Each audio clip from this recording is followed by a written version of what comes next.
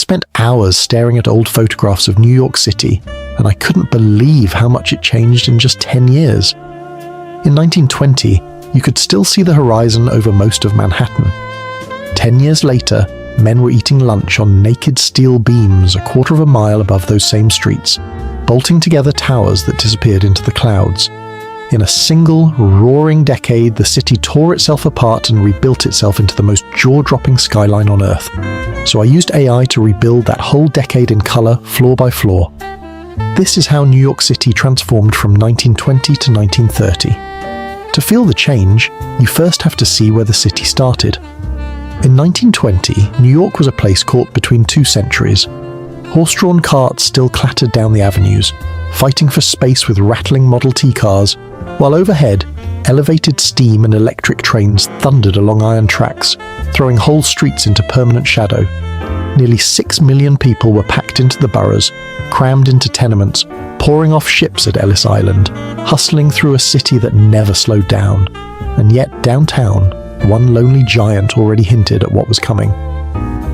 The Woolworth Building, finished in 1913, still stood as the tallest building in the entire world, a Gothic spike of terracotta towering over a city that was otherwise mostly low brick and stone. To most New Yorkers, it looked like the ceiling of what a city could be. They had no idea it was about to become the floor, because a few years earlier, the city had quietly passed a law that was about to reshape the sky itself. That law was the 1916 zoning resolution, and it was born out of fear. A few years before, a single massive building downtown, the Equitable Building, had cast such an enormous shadow that it blocked the sun from entire city blocks, and New York panicked. So New York wrote America's first great zoning code, a rule that said the higher a building climbed, the more it had to step back from the street so sunlight could still reach the ground.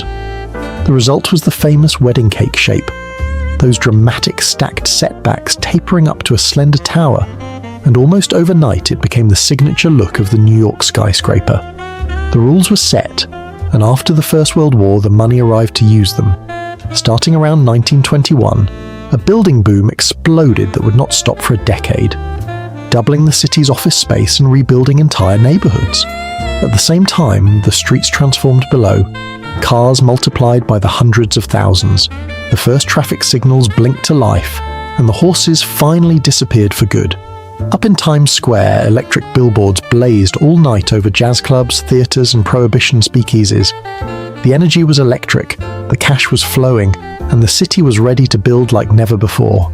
But before it could truly reach for the sky, New York first had to conquer the ground beneath the river.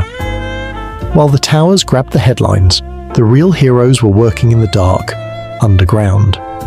All across the city, crews were carving out new subway lines, including a massive new system the city began digging entirely on its own in 1925, clawing tunnels through rock and mud right under the feet of the crowds above.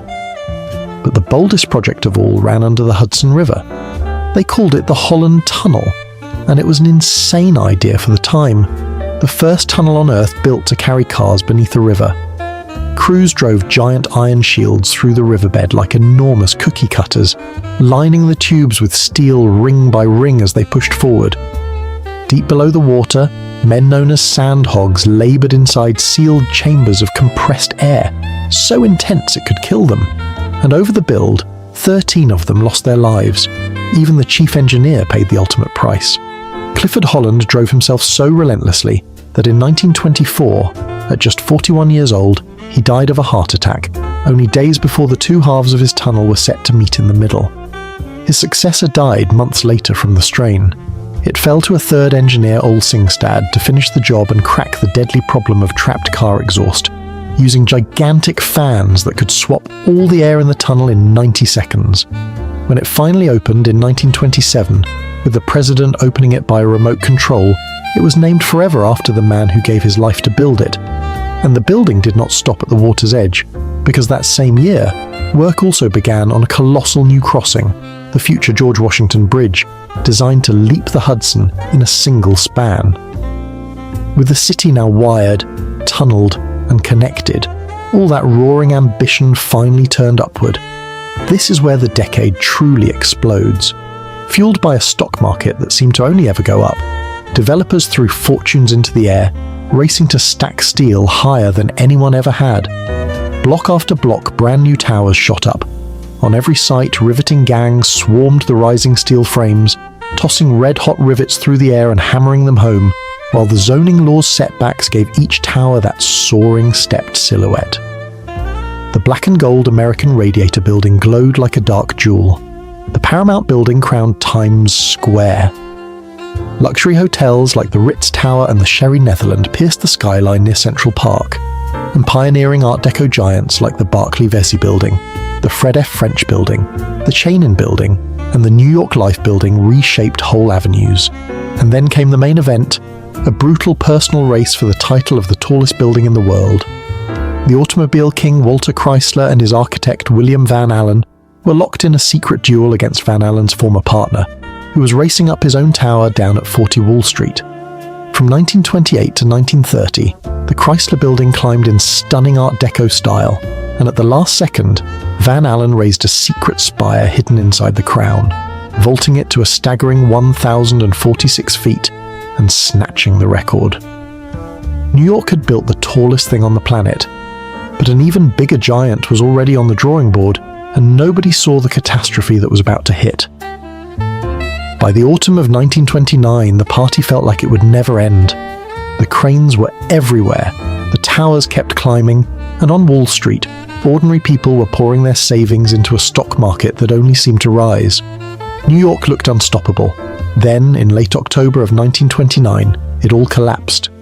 Over a few terrifying days, the stock market crashed, billions of dollars evaporated, and the fortunes that had been building the skyline simply vanished into thin air. The Roaring Twenties were over in an instant, and the long, brutal nightmare of the Great Depression began.